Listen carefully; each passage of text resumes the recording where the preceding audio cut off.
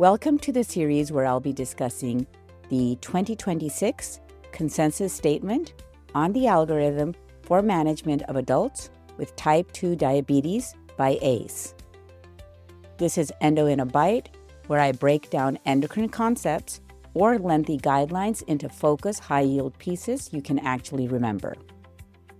For the full board-centric framework, I've built it all out in Easy Endo Prep, designed to keep you efficient, current, exam-ready, and sharp in clinic. Visit www.ezendoprep.com to enroll in the full course or start your free trial. Today, we will discuss the glucose-centric glycemic control approach. This pathway is used for adults with type 2 diabetes who do not have a dominant high-risk comorbidity driving medication choice. That means no established or high-risk heart failure, no chronic kidney disease, no major atherosclerotic cardiovascular disease, no prior stroke or TIA, and no steatotic liver disease requiring priority treatment.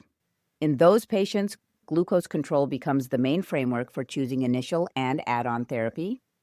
Now, it is true that almost every person with type 2 diabetes carries some future risk for cardiovascular disease or kidney disease.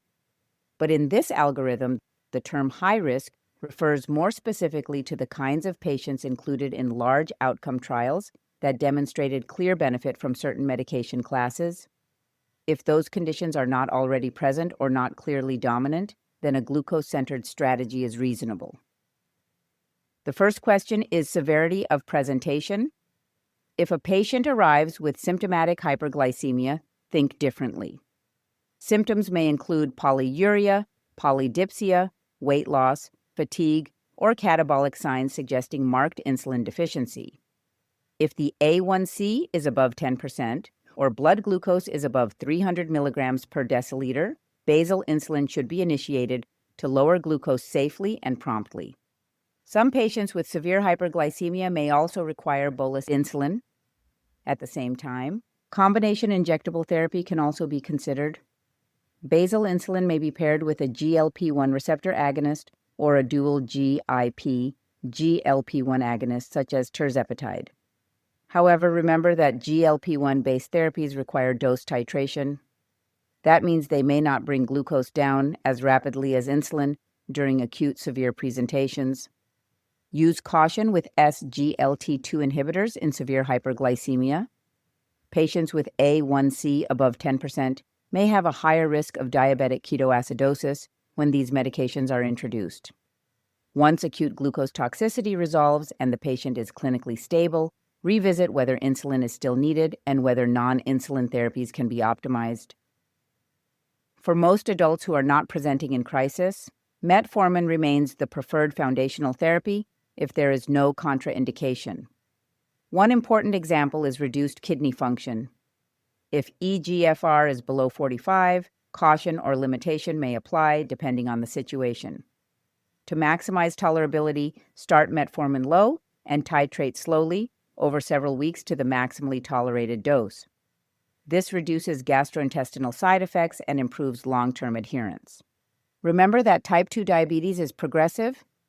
Many patients will eventually need more than one medication to reach their individualized glycemic target. So the next step is not just asking what lowers glucose, but what best fits the person sitting in front of you. When selecting therapy, consider several major factors. First, is overweight or obesity present? Second, is hypoglycemia risk important? Third, are cost or access barriers limiting newer therapies? And fourth, what are the patient's own preferences and priorities? Many patients have more than one of these issues, so shared decision-making is essential. If overweight or obesity is present and weight loss is an important treatment goal, tirzepatide or a GLP-1 receptor agonist are preferred options when accessible. These agents lower glucose while also helping meaningful weight reduction. By comparison, SGLT2 inhibitors usually cause milder weight loss, often 1 to 2 kilograms, and in some studies up to 4% of body weight.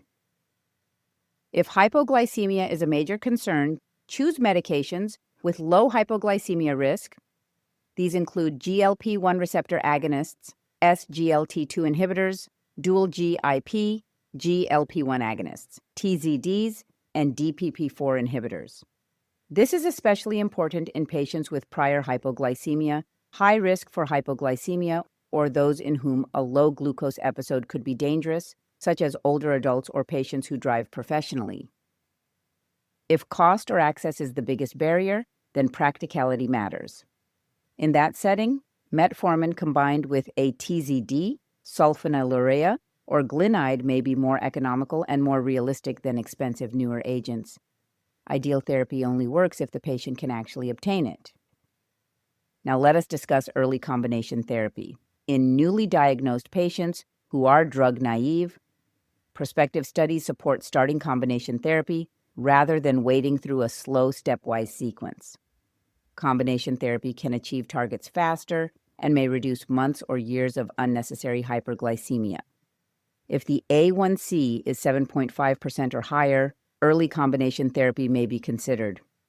A common approach would be metformin plus another agent that does not cause hypoglycemia, especially a GLP-1 receptor agonist, an SGLT2 inhibitor, or a DPP-4 inhibitor.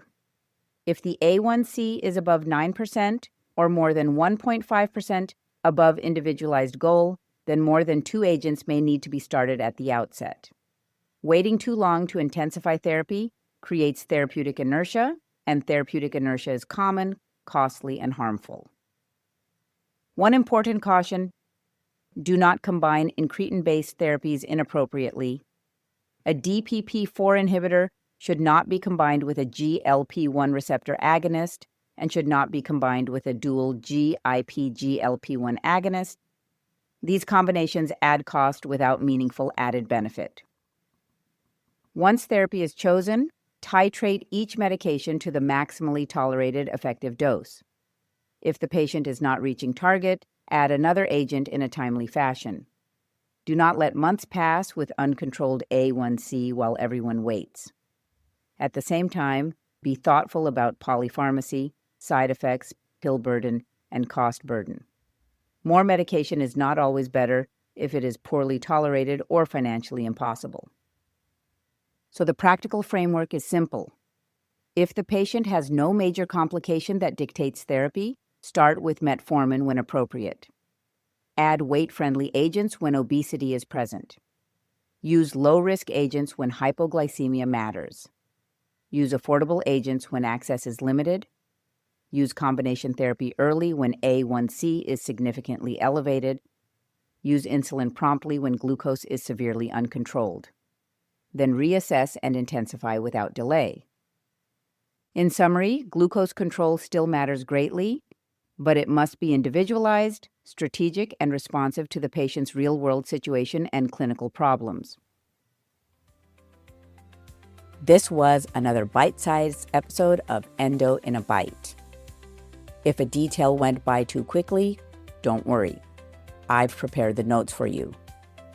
Visit www.easyendoprep.com to sign up for the weekly newsletter and have all the key pearls delivered straight to your inbox. You can also purchase the full board review course there for deeper learning and ABIM exam preparation. Remember, stay consistent, and together we'll work through the ACE consensus statement on the algorithm for the management of dyslipidemia, one bite at a time.